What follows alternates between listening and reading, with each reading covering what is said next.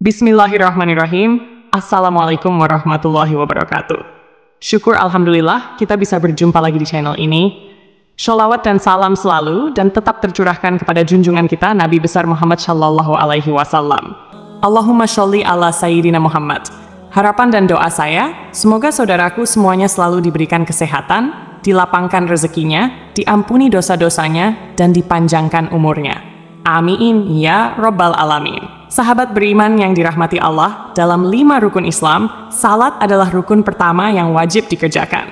Ibadah salat juga merupakan tiang agama. Salat adalah kewajiban bagi setiap umat Islam sebagai bukti kecintaan kita kepada Allah.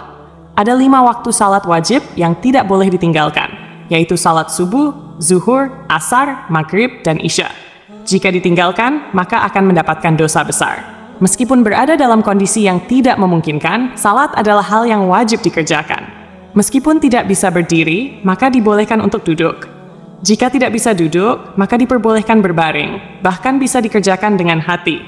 Karena itu, sangatlah tidak logis apabila seseorang mengaku beriman kepada Allah, namun meninggalkan ibadah yang berfungsi sebagai tiang agama.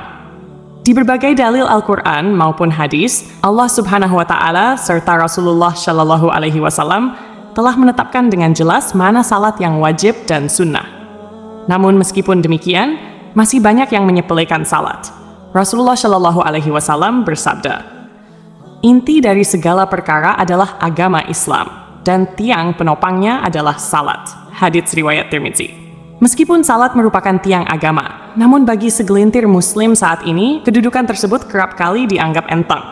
Alhasil, salat yang seharusnya mampu mendatangkan pujian dari Allah justru berubah menjadi ibadah yang sangat dibenci oleh Allah dan Rasul-Nya. Bagaimana tidak, esensi utama dalam salat adalah mencari ketenangan dan kekhusyukan. Mengerjakan salat harus dengan ketenangan dan kekhusyukan, atau yang biasa disebut dengan tumakninah. Salat tanpa tumakninah bisa menghilangkan ruh dari salat itu sendiri. Parahnya, salat yang seperti cacing kepanasan atau terburu-buru tanpa menyertai tumakninah sering terjadi di sekitar kita. Ada hadis yang perlu kita ketahui, di mana Rasulullah pernah mengibaratkan orang yang salat tanpa tumakninah sama dengan kejahatan seperti seorang pencuri. Rasulullah Shallallahu Alaihi Wasallam bersabda, "Sejahat-jahat pencuri adalah orang yang mencuri dari salatnya." Para sahabat bertanya, "Wahai Rasulullah, bagaimana dia mencuri dari salatnya?" Beliau menjawab, "Orang yang tidak menyempurnakan rukuk dan sujudnya." Hadits riwayat Ahmad. Kondisi yang dijelaskan dari hadis ini ternyata berangkat dari pengalaman Rasulullah bersama para sahabat. Hari itu, setelah Rasul selesai salat berjamaah, tiba-tiba seorang laki-laki masuk ke dalam masjid dan langsung mengerjakan salat sendirian. Anehnya, ketika salat, laki-laki itu melakukan gerakan rukuk dan sujud tanpa disertai jeda. Melihat hal itu, Rasulullah kemudian berkata di hadapan sahabatnya, "Apakah kalian menyaksikan gerakan salat laki-laki tersebut? Barang siapa yang semasa hidup melakukan salat seperti itu, maka dia meninggal tidak dalam keadaan Islam." Tak berhenti sampai di situ, di hadapan para sahabatnya, Rasul juga mengatakan bahwa model ibadah seperti itu ibarat burung gagak yang sedang mematuk darah, atau seperti orang lapar yang hanya makan sebutir atau 2 butir biji kurma tanpa pernah merasakan kekenyangan. Dalam buku Agar Sholatmu Makin Khusyuk, karya Syekh Muhammad Sholeh Al-Munajid, dijelaskan bahwa salah satu dosa orang yang mengerjakan salat adalah tidak memperhatikan rukun salat, yaitu tumakninah. Memang, tidak ada yang bisa menyangkal bahwa perkara diterima atau tidaknya suatu amalan hanyalah ketentuan Allah Subhanahu wa Ta'ala. Tetapi, sebagai umat muslim, kita juga harus mengetahui bahwa ibadah-ibadah yang telah ditetapkan rukunnya tak bisa diubah atau dilanggar. Oleh sebab itu, dalam salat pun tidak boleh sembarangan menunaikannya. Ada cara dan tuntunan yang harus sesuai dengan ajaran Nabi Muhammad Shallallahu Alaihi Wasallam. Dalam suatu hadis, Rasulullah Shallallahu Alaihi Wasallam bersabda, "Sesungguhnya, pertama kali yang dihisab atau diminta pertanggungjawaban dari segenap amalan seorang hamba di hari kiamat kelak adalah salatnya. Bila salatnya baik, maka beruntunglah dia. Namun, bila mana salatnya rusak, sungguh kerugian akan menimpanya." Rajin menjalankan salat tentu merupakan hal yang sangat baik dan mulia, namun tidak serta-merta menjamin seseorang menjadi hamba yang dekat dengan Allah Subhanahu wa Ta'ala. Lalu, Siapakah orang-orang yang rajin salat, namun justru jauh dari Allah? Dan seperti apa ciri-cirinya? 1. Orang yang lalai dalam salat. Sekalipun salat merupakan tiang agama, ternyata ada jenis salat yang sangat dibenci oleh Allah, yaitu salat yang dikerjakan dengan lalai.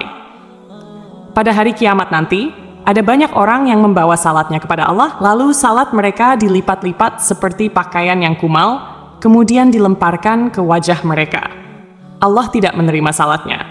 Bahkan ada yang celaka dengan salatnya, sebagaimana firman Allah dalam surah Al-Ma'un ayat 45. Maka celakalah bagi orang-orang yang salat, yaitu orang-orang yang melalaikan salatnya. Rasulullah Shallallahu Alaihi Wasallam juga pernah bersabda, akan datang pada umat Muhammad suatu zaman, banyak orang yang merasakan dirinya salat, padahal mereka sebenarnya tidak salat. Perintah salat adalah untuk mengingat Allah Subhanahu wa Ta'ala, sebagaimana disebutkan dalam surah An-Nisa ayat 43, sehingga kamu mengetahui apa yang kamu ucapkan. Yang dimaksud lalai adalah tidak mengetahui maksud apa yang dibaca dan dikerjakan dalam salat, atau tidak memperhatikan syarat, rukun, dan ketentuan-ketentuan lainnya. Akibatnya, yang diperoleh hanyalah kelelahan tanpa pahala. Rasulullah Shallallahu Alaihi Wasallam bersabda, berapa banyak orang yang salat, keuntungan yang diperoleh hanyalah payah dan letih. Salat seperti ini tidak akan menambah dekat kepada Allah, bahkan bisa menjauhkan.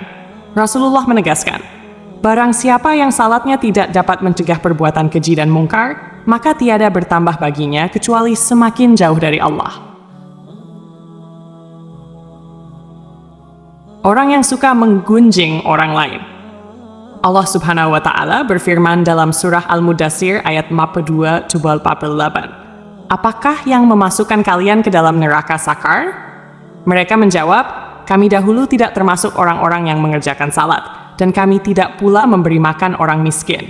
Kami juga suka membicarakan hal yang batil bersama orang-orang yang membicarakannya, dan kami mendustakan hari pembalasan hingga datang kepada kami kematian. Dalam ayat ini, salah satu penyebab seseorang masuk neraka adalah suka membicarakan kejelekan orang lain.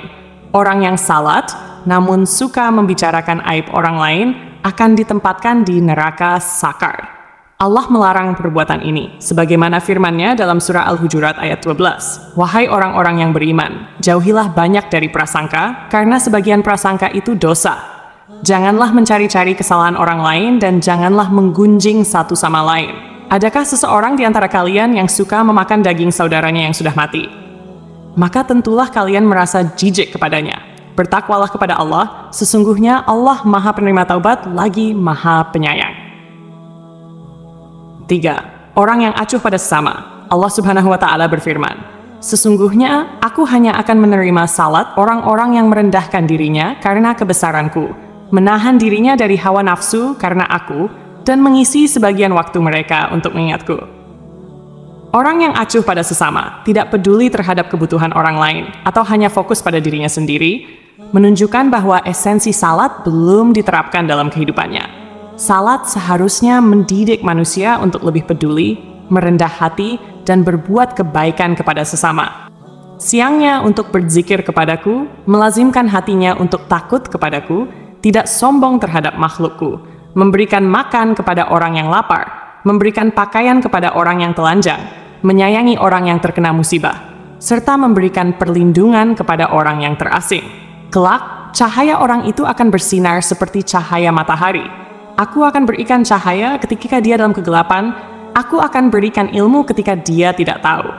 Aku akan lindungi dia dengan kebesaranku, dan aku akan suruh malaikat menjaga dirinya. Jika dia berdoa kepadaku, aku akan segera menjawabnya. Dan jika dia meminta kepadaku, aku akan segera memenuhi permintaannya. Perumpamaannya di hadapanku adalah seperti perumpamaan surga Firdaus. Dalam hadis yang lain, Rasulullah Shallallahu Alaihi Wasallam menyebutkan bahwa salah satu cara mendekatkan diri kepada Allah adalah bersifat dermawan dan senang membantu orang lain, terutama kepada mereka yang sedang kesulitan. Rasulullah Shallallahu Alaihi Wasallam bersabda, orang yang dermawan dekat dengan Allah, dekat dengan manusia, dan dekat dengan surga. Sedangkan orang yang bakhil atau pelit jauh dari Allah, jauh dari manusia, dan dekat dengan neraka. Orang yang dermawan, insya Allah, akan menemukan kenikmatan di dalam salatnya. Ia akan memperoleh kenikmatan tersebut karena dijaga oleh para malaikat, diberi cahaya dalam kegelapan, dan diberi ilmu secara langsung oleh Allah yang masuk ke dalam hati sanubarinya. Orang yang ria. Sebab pertama yang mampu menjerumuskan seorang ahli ibadah sehingga mendapatkan azab, bahkan menjadi penghuni neraka, adalah sifat ria. Hal ini terjadi apabila semua amal saleh yang dilakukan di dunia bukan untuk mencari ridha Allah, melainkan untuk pamer dan mengharap pujian dari manusia. Allah Subhanahu wa Ta'ala berfirman, "Sesungguhnya orang-orang munafik itu menipu Allah, dan Allah akan membalas tipuan mereka. Apabila mereka berdiri untuk salat, mereka berdiri dengan malas. Mereka bermaksud ria dengan salat di hadapan manusia, dan tidaklah mereka menyebut Allah kecuali sedikit sekali."